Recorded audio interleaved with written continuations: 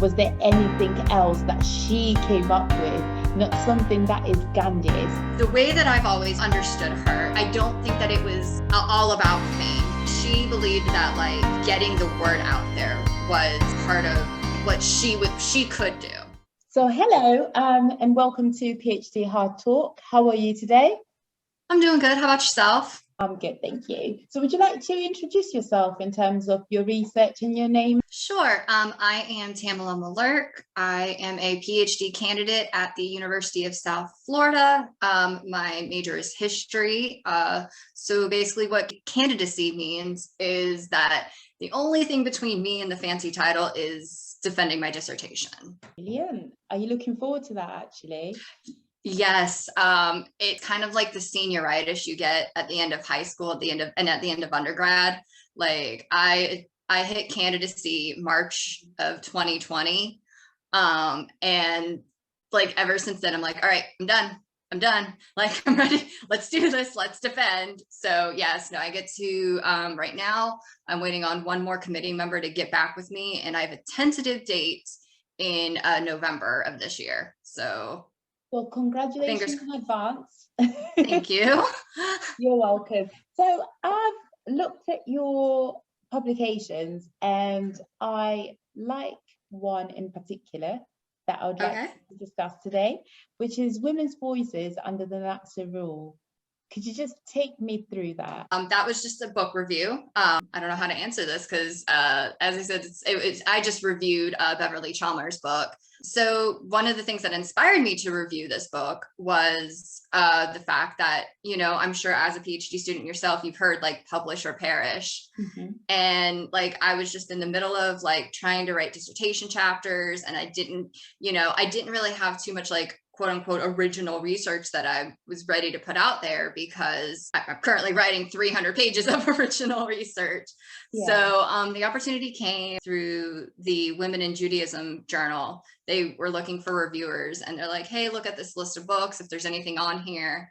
And so I saw Ms. Chalmers' book and I was just like, you know, I do modern Europe, and I had never really seen, you know, there are hundreds, you know, I'm sure thousands of books on Nazi rule and Holocaust, but I've never seen, like, she focuses on abuse and sexuality and, you know, women during the Nazi era. So I was just like, well, this is something I know like a little bit about, but I don't know a lot about it. Let's see what like she has to say. It's almost a year since like I had published anything, and I'm like, I need something out there. So as I said, I kind of just took the opportunity. Well, I was trying to get to the title itself. It catches your eye for a start. Mm-hmm. And secondly, the key points that were raised. I get that you were actually reviewing, but there's stuff that you've learned. Like mm-hmm. you said, there were issues that you weren't aware of, and that's what I would like to discuss today in terms of the key things that, you know, just jumped out of the book when you were reading through? Sure. I think one of the things that jumped out at me the most, like, I couldn't just read this book cover to cover. Right. Like, and one of the things that is very prevalent in our society today, they're saying like, you know, history shouldn't always make you comfortable. Mm-hmm. And, you know, my own personal research deals with British imperialism in India. I've come across, you know, uncomfortable topics. So it wasn't like an unfamiliar territory, but I've never like picked up, you know, a multi-100-page book. Mm-hmm. Like as a review assignment, I was like, oh, you know, I'll read it and, you know, get the review out, and won't take long at all. And instead of, you know, taking like a week to read the book, it took me, I want to say like 2 to 3 weeks, because you would read these stories about what would happen to these women and these children. And I just couldn't keep reading. I'm like, I got to put this down. Like, could you just share one of the key elements that was shared that made you think, you know what, let me take 10 minutes, you know, I need a breather? A lot of it was just the individual stories. There's a lot out there about, you know, Nazi rule and concentration camps and Holocaust, but it's usually when you learn about it in school, but it was just like, you would read these individual accounts and individual stories. That's just what made me pause and just like, these were stories of violence. So I guess, you know, in terms of what happened then, you know, it still links into modern day Afghanistan currently. There's so much bad that is happening, and someone will write about it in terms of their accounts of, you know, how the children see life currently, the young men, old people losing their, you know, their livelihood. So in terms of tragedy, I guess it is painful to read through. But in terms of your current research, you're looking at Gandhi in India. Is my understanding correct? So Gandhi, one of the terms used as disciples, the woman that I study, she did not like that term. She's like, I'm not a disciple. So the term I use is like follower or devotee. In short, like if I'm just very quickly, I'll say like disciple, because a lot of people who study Gandhi are like, okay, I'll get it. But the woman I study, she was born Madeline Slade. She was born to an English naval admiral and his wife in the late 1890s. She was raised the proper, you know, upper class English woman, but she never really like found her place. Like she didn't, you know, get married young. She was a concert organizer in post-World War England. She was in her 30s and she had come across a biography of Gandhi. And after reading this biography, she's like, I'm going to move to India and follow this guy. Her parents were hesitant, especially, you know, since her dad was in the British military, you know, fighting against, you know, Indian independence in a sense. But they still, like, her parents were like, well, you're in your 30s, you're not married, we'll support you, you know, go follow Gandhi. She arrives in India in 1925 and she ends up staying through 1959. During the time that she's there, she stays with Gandhi, but she does these grassroots tours all over India, promoting self-reliance. Like she teaches villagers how to make their own clothing. Like it was a cultural exchange. She would be in a village and like she talks about like how the boys of the village would come up and ask her about the French Revolution. So it was sharing of knowledge from both sides, basically. Yeah, like they would share the food, the culture. She would come in with education, be it religion, etc., and they will all merge together. Yes. It's in a sense a cultural exchange because she learned Hindi, she learned Urdu. She was self-proclaimed not very good at them, but she was able to like write letters in these languages. Not only did she did these grassroots tours all over India, but she traveled with Gandhi in the early 30s for one of the biggest conferences in terms of like the British Empire and Indian independence. They call them roundtable conferences, and there was, I believe, 3 of them, and she traveled for the second one. And this is like, if you ever Google Madeline Slade, or her preferred name is Mira Behn, which is the name that Gandhi gave her. And if you ever Google, like the images that pop up on Google are, a lot of it is from this visit in 1931, because it's her and Gandhi in London. So just to understand, you've stated that she didn't like to be called a disciple. What was the reasoning behind that? I think it was about the fact that like Gandhi did not want to be revered as like a religious leader. A lot of people who followed him or like thought about following him, like they wanted to revere him as a sacred man, a religious leader, and he didn't want to be seen that way. And the term disciple has that sort of religious connotation to it. I'm just trying to understand, you've left your home and you've gone all the way to India, and then the man that you're following has decided not to eat just as Jesus fasted. He's also fasting and protesting. I mean, it's already got religious connotations. And if you look at some of Gandhi's sayings, they link to the Quran, they link to the Bible as well. So therefore, that religious aspect, he's an educated man from Oxford. Obviously, he's read the books. We call them books, you know, from a non-religious perspective. He's very well educated, so he knew what he was doing and he knew why he chose to say the things that he said. And then you have an educated woman who's with him.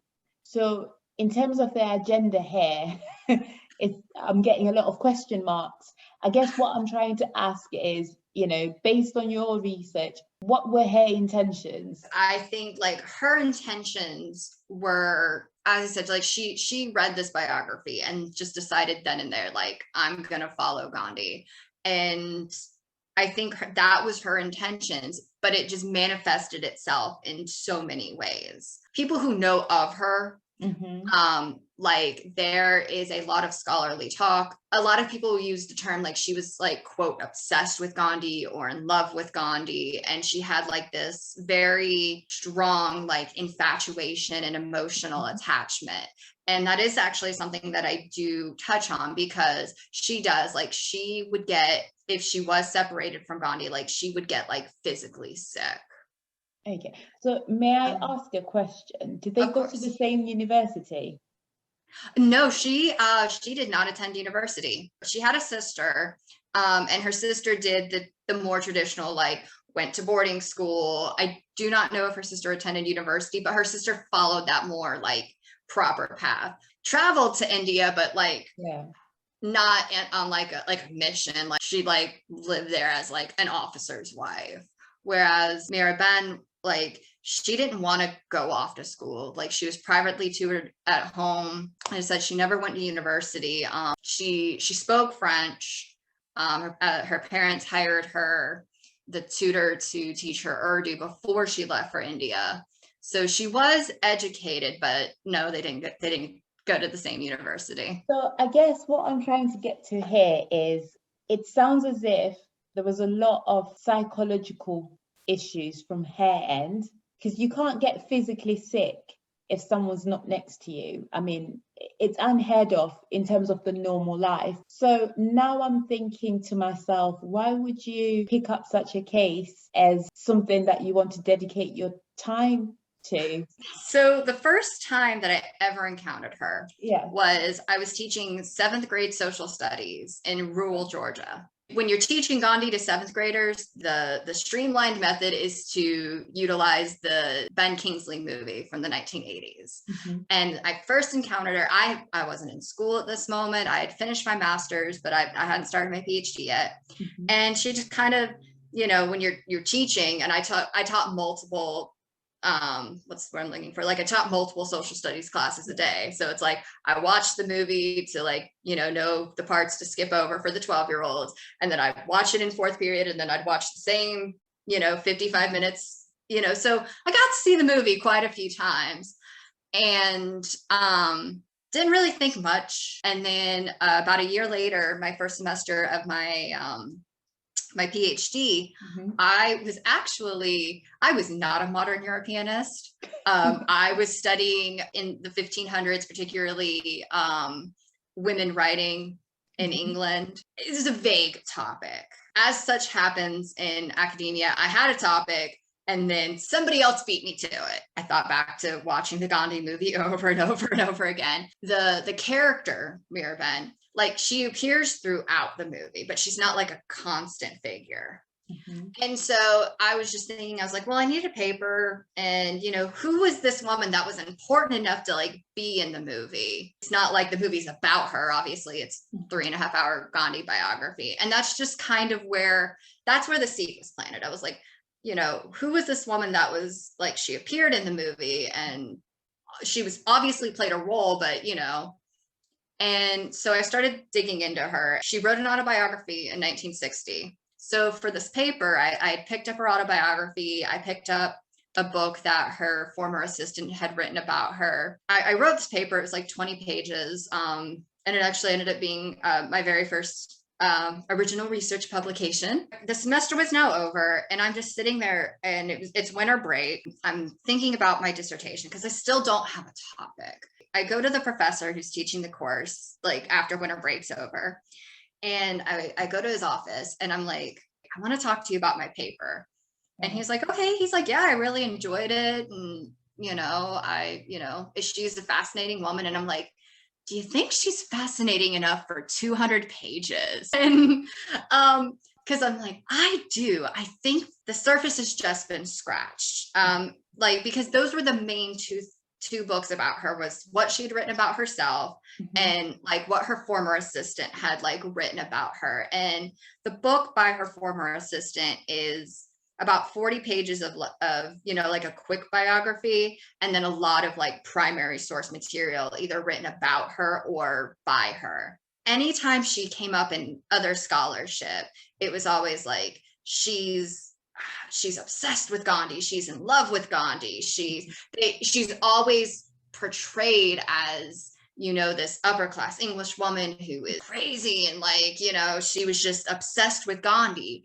And I just like, as I was like learning more and more about her, like she toured the world. Like she went to the UK, she went to America, and she did international tours, and she spoke on radio shows for Canada.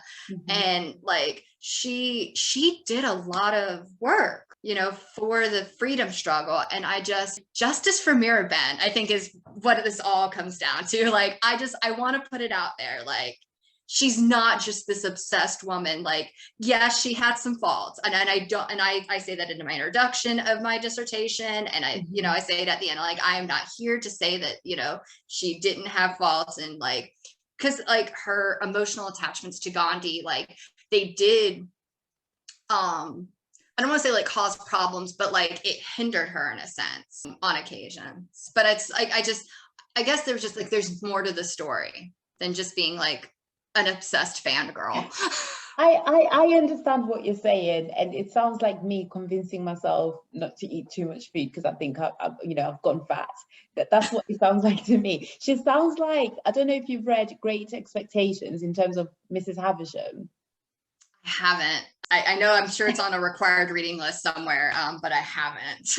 But when you get there, actually read Mrs. Havisham's poem. It's online. I think it's not that long, but it's quite long.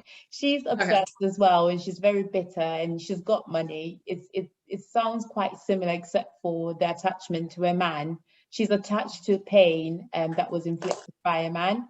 That's the difference. But in terms of obsession and the psychological elements, I mean, I can see relation here. But in terms of one thing that you've mentioned there, which is the freedom struggle, if she was going to Canada and she was able to go to the US and she was able to stay, you know, in the UK and go to India, not as a slave or as someone who's afflicted. So freedom to whom? So this is still when India was a British colony in the 1930s.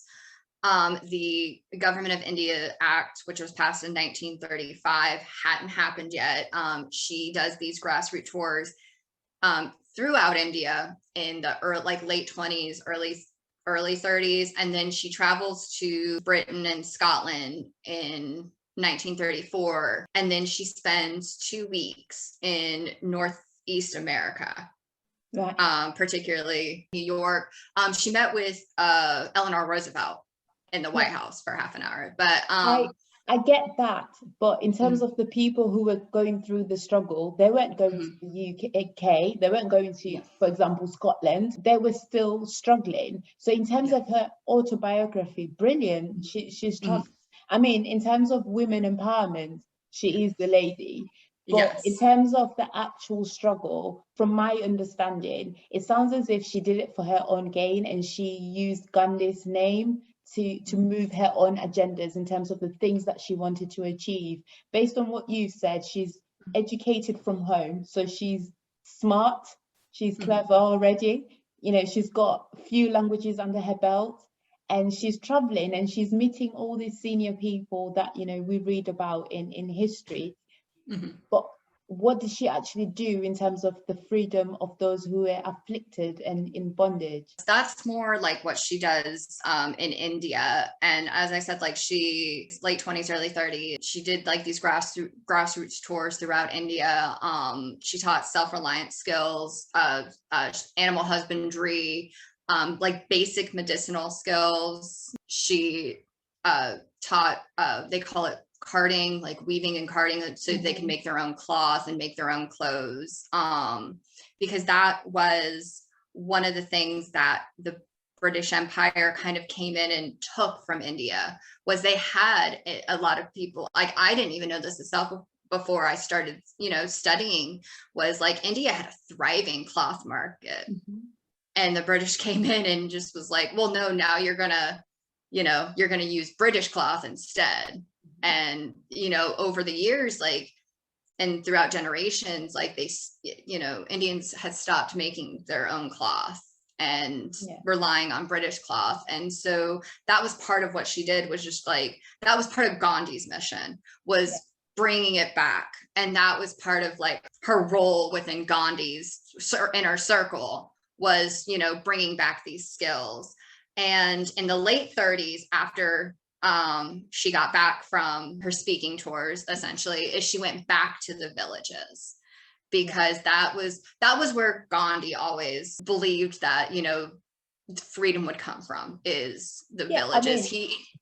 I get that.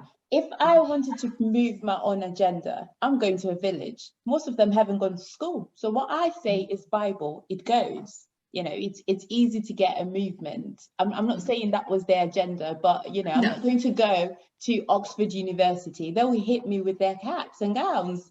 You know, it won't work. So if I go somewhere, and I guess what I'm not trying to take away what she's done. I'm just trying to understand in terms of her key role. But it sounds as if in terms of the agenda, it was heavily pushed by Gandhi, and she needed the fame as well, so she rode along.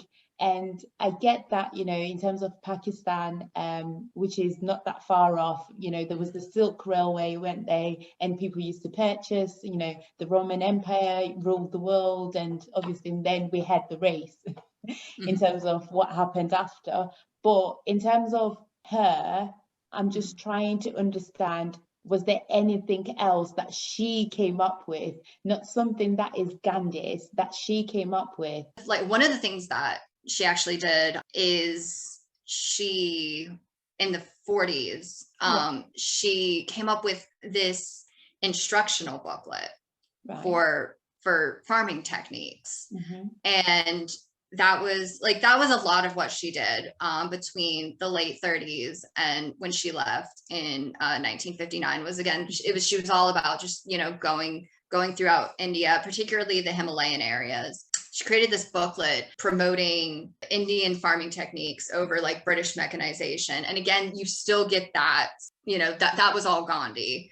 But it was, in a sense, I don't want to say like it wasn't, because like Gandhi didn't say create this booklet. Like, she took it upon herself. One of the things that she did in the 30s was she created this weekly report. And it was basically a collection of news reports throughout India, what was going on with civil disobedience and things like that. And she took it upon herself to create this, you know, publication and get it out there. Like, she got it. And I get what you're saying through, like, it's like you said, like the people that, you know, they're aiming to help, you know, themselves it wasn't, you know, a largely educated population, but she believed that like getting the word out there was like part of, you know, what she could do. I know you keep going back to like her own fame. The way that I've always I've understood her is, I don't think that it was all about fame for her. And the only reason I say that is like her own autobiography that, you know, is about, a lot of it is about Gandhi. Like, she was obsessed. Yeah. And again, it's not like an obsession, but like, like when you read reviews, especially during that era of her autobiography, they're like, see the Gandhi that, you know, only his inner circle got to see. Again, it's not like, you know, she doesn't talk about herself at all, but she gets into this car accident, like where a car is wrapped around the tree, and leaves that out of her own autobiography. Like, she was, you know, injured, and thankfully she survived. But like, I learned about this auto accident through letters from Gandhi to somebody else, not even through her own like autobiography. I'm not saying she didn't enjoy, you know, because she became a, you know, an internationally known person. She appeared several times in the New York Times. Like, she even appeared in like, you know, some of our tiny little papers in Florida. Like, little blurbs would appear about her. So I can't say like she didn't enjoy it, or I don't know, like she doesn't express it one way or the other, but I've never gotten that's like that was the end goal for her. What I've always just gotten is like from her is, this is what Gandhi wants, and this is, you know, this is what he's doing, so I'm going to do like what I can. And her weekly reports ended up getting her thrown in jail. And that is like, that's its own chapter in my dissertation is, what jail meant for an upper class English woman was way different than, an Indian woman, of that era.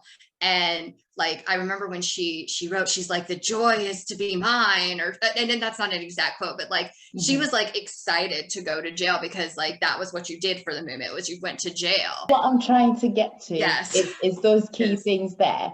I mean, I'll start off with the farmer and then I'll get to that. Yes. Farming, for example, if I wanted to go and colonize a country, let's pick Malaysia. We know that the industrial era there is booming. Let's say that they're not really that technological. What am I going to share? I will share the technological aspects. And in terms of that knowledge, not to discredit her, it's something that you would share to get something back, isn't it?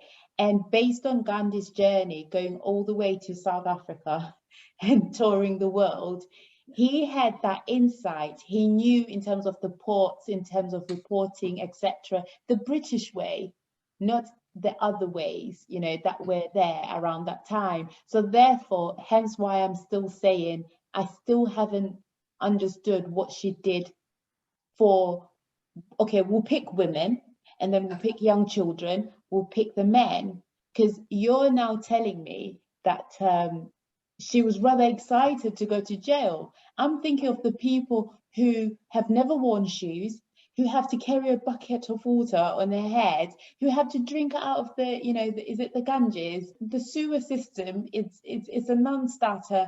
They live in that situation. Yes, there's other afflictions, but to me, for the movement is not enough. And I get the car accident. If I was in a car accident, I don't want to tell people about my car accident. I want other people to talk about it because that makes me famous. I can be the Beyonce. Let me stop my stuff. Let people talk about me. I will talk about someone else, because if I talk about myself, Oprah doesn't talk about herself. Other people talk about Oprah. It's a strategy. I mean, if you want to be a journalist, that's the strategy.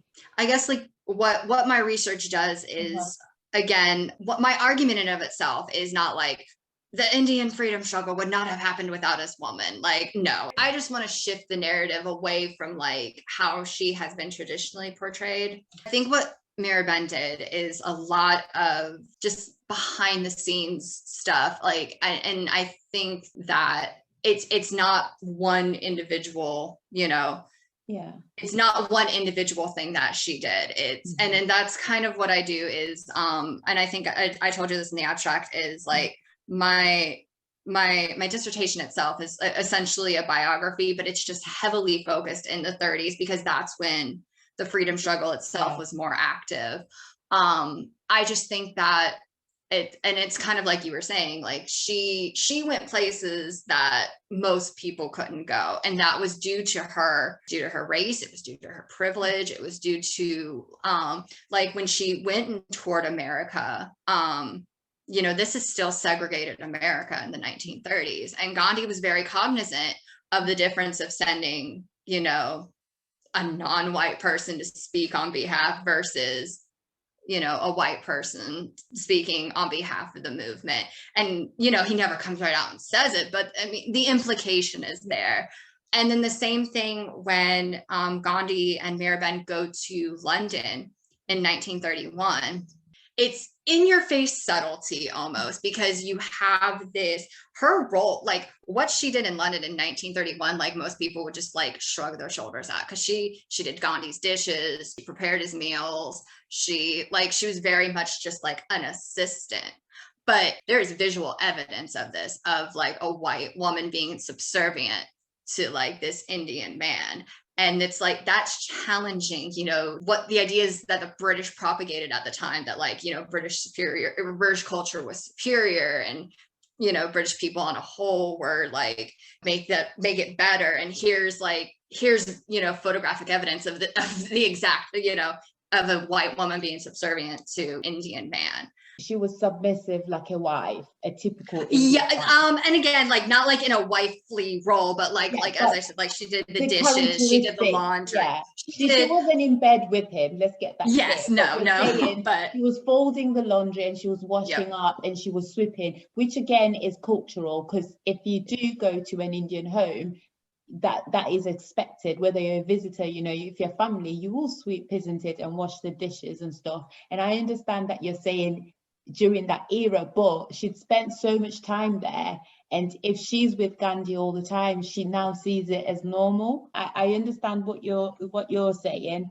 I guess you know, to round off, in terms of the current students who are in their second year, what advice would you give them? Oh, second year students. It sounds so simple, but like a planner, alarms, things like, because your second year is and it depends if you're in I'm in a 4-year program. Some people like my friends who have gone on to get their PhDs, they're in 5-year programs. So like their timelines are a little different.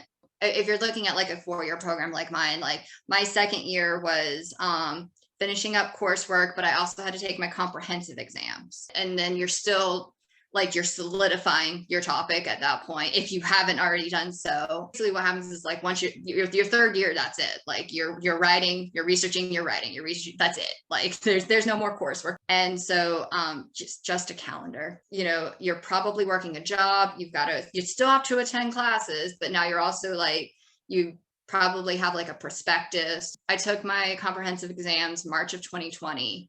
And I remember like from January to March, it was like I had to, for my comprehensive exams, I had to have like knowledge of like 180 books, like just buried in my head. So I was like trying to like get my regular classwork in, but like get these other books in, and just creating like all these little flashcards, like here's the author, here's the title, here's the argument. What else? Talk to your advisors. One of the things, and not just your advisors, like professors throughout the department.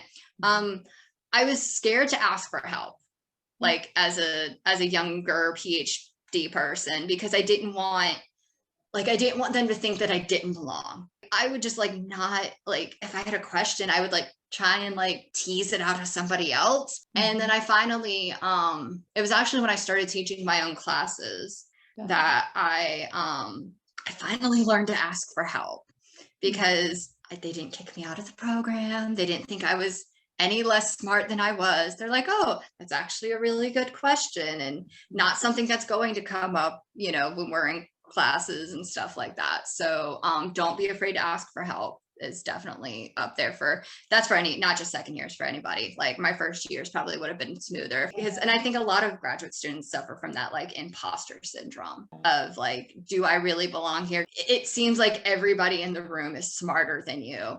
And then, but like the more that we all talk to each other, and I think that's part of like what you're doing here, is we're all sitting there going, everybody in this room is smarter than me. So yes, ask for help. They're not going to kick you out of the, I mean, I can't, no guarantees. Like I can't say they won't kick you out of your program, but like, they're probably not going to kick you out of the program. They're not going to think less of you. They'll probably, you know, as I said, like ask for help, calendars, alarms, just have the more clear-cut plan that you have, especially in that second year, the easier I think things will go. Okay, brilliant. Well, thank you very much for that. I guess I've got one more question. I think I'll be done. How will your research help the wider community out there? We as historians, you saw this, like, you know, as we were going back and forth about my research, you're like, I just don't see it. And I'm just like, I wish I could verbalize this better. Like, because in my mind, like, I'm like, you know, this is like shifting the needle, like, and it's, and we talk about this, as I said, as historians a lot, is like, in our minds, like we are shifting the needle and completely we're not, we're moving like the needle from like here to here. I don't know what I will do, the impact that this will have, because like even my own mother, like she doesn't get it. She's like, she's like, well, I'm happy you're getting to do like what you've always wanted to do, which is get my PhD. And I know this is kind of changing your question a little bit, but like, I'm hoping like what getting the PhD in general does is just like, I'm a better writer. I'm a better researcher. I just kind of hope that like my experience and like what I've done kind of, this is going to sound like the Lord of the Rings, like it's more about like the journey than like the destination, but like I'm not going to leave this and become some world-renowned professor. Again, I don't think like my research is going to change the world, but I am hoping that maybe the skills that I've gained and that as more people are going to, you know, graduate programs and stuff like that. To summarize, I'll put words in your mouth. So go for it. She's very strategic. She had a vision, and she knew in order to execute her vision, she had to go to India, back to basics, and understand in terms of what the daily man or woman or child goes through in order for her to be an aid to Gandhi, because she believed in what he was doing and the way he was strategic in terms of his movements and also how he shared the information, and therefore she wanted to be a part of that. And she also utilized you know, the fact that she was Caucasian at the time, hence why she went to America, and she taught well in terms of the struggles in India, and she really pushed in terms of the freedom struggle and what it meant to the normal, I would say normal, I don't mean it's not normal, but I'll say normal Indian person back in India, be it in the village or in the city, what they were going through. She had seen it, and she was from an affluent family, and she knew what it was to be wealthy and to have someone serve you tea, but she was the one serving tea. So she got to experience both. That's why she got excited about going to prison. It was like, oh my gosh, this is a new thing, never done this. But she was learning. So that is impeccable. And I think for young people, specifically out there, this will be a great read. It will help them to be strategic and to think outside the box. So no, what you are doing, it is life-changing. And that's what I've learned. And I've only spoken to you, I don't know, is it 30 minutes or 40 minutes? But I have no idea at this point. But no, just kind of like summarizing what you were saying, like a lot of it, what for her was like this naivety and this disillusionment, because she didn't, this is something like we didn't really touch on, but she didn't go straight to India. She thought that like she spent a year in Scotland working with like Scottish peasants and farmers, thinking that would like quote unquote prepare her. It's like you were talking about, like it's how she gets in there and she living this life like among them, and just like this is the reality that you as an American or you as a British person may not get to see. To round off in terms of yourself, where do you see yourself in 5 years? I'm sure you touched on it. So I thought about this, and we talked about this pre-interview, like full disclosure, is like I'm married, a military spouse. I'm married to essentially, you know, I'm at my husband's job's whim. So as we talked about, like we're actually moving to Germany in like the next month or so. So like I can tell you for the next 3 years I'll be in Germany, but in 5 years I have no idea. I'm hoping that maybe while I'm over there I can pick up a postdoc or maybe like a federal job on the base. I'm hoping I get to work in the field. Yeah, we'll see. I don't know. I'll reach out in 5 years and be like, hey, this is where I ended up. So no. I mean, I wish you all the best, and I think this is amazing. I know I've been asking questions for you to share that information with me today, and for me to understand and be able to ask questions. You know, that's kudos to you. So thank you very much for your time today, and I wish you all the best. So thank you so much. Thank you so much for watching PhD Hard Talk. Be sure to like, comment, share, subscribe. Turn on your post notifications for new Hard Talk every Wednesday. Let's expand our knowledge together. Project dissemination to the world. Bye.